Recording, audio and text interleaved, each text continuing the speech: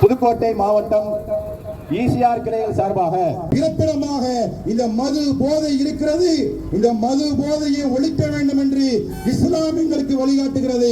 திருமறை குர்ஆனிலும் நபியெல்லாம் ஸல்லல்லாஹு அலைஹி வஸல்லமும் இந்த மது போதையை ஒட்டுமொத்த சமுதாயத்திற்கும் தடை செய்தார்கள். அந்த ஒரு காரணத்திற்காக மட்டும்தான் இன்றைக்கு இந்த மது போதை ஒழிப்பு பிரச்சாரத்தை இந்த தமிழ்நாடு தௌஹீத் ஜமாத் என்ற இஸ்லாமிய பேரியக்கம் கையில் எடுத்திருக்கிறது. இது அரசியலுக்காக, எம்பி எம்எல்ஏ சீட்டுக்காக, நோட்டுக்காக இல்லை. முழுக்க முழுக்க இஸ்லாம் வழிகாட்டிய பிறர் நலம் நாடுவதே இஸ்லாம் என்ற அடிப்படையில் இந்த பேரணியை நாங்கள் நடத்தி கொண்டிருக்கிறோம். ஒன்றாக இணைந்து ஒவ்வொரு சமுதாய மக்களும் எங்களோடு கைகோர்க்க வேண்டும். அப்பேற்பட்ட ஒரு நற்பணிக்காக இந்த பேர் நடைபெறுகிறது.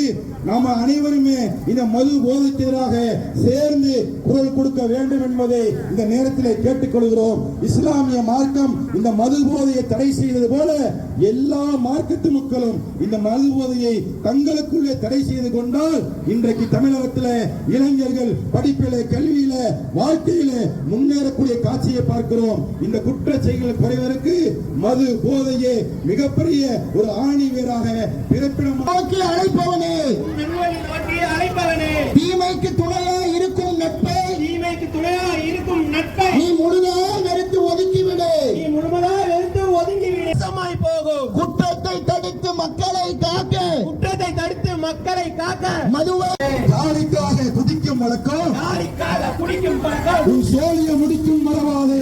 உன் சோழிய முடிக்கும் மனமாகவே. மதுவை முதலில் நீ குடித்தால், மதுவை முதலில் நீ குடித்தால், மதுவை முதலில் நீ குடித்தால், மதுவை முதலில் நீ குடித்தால் மதுவை உன்னை குடித்துவிடும். உங்களுக்கு எதிராக தங்கள் பிள்ளைகளோடு வருங்கால சமுதாயத்தை போதைக்கு எதிராக களமிறங்கக்கூடிய ஒரு சமுதாயமாக உருவாக்க வேண்டும் என்ற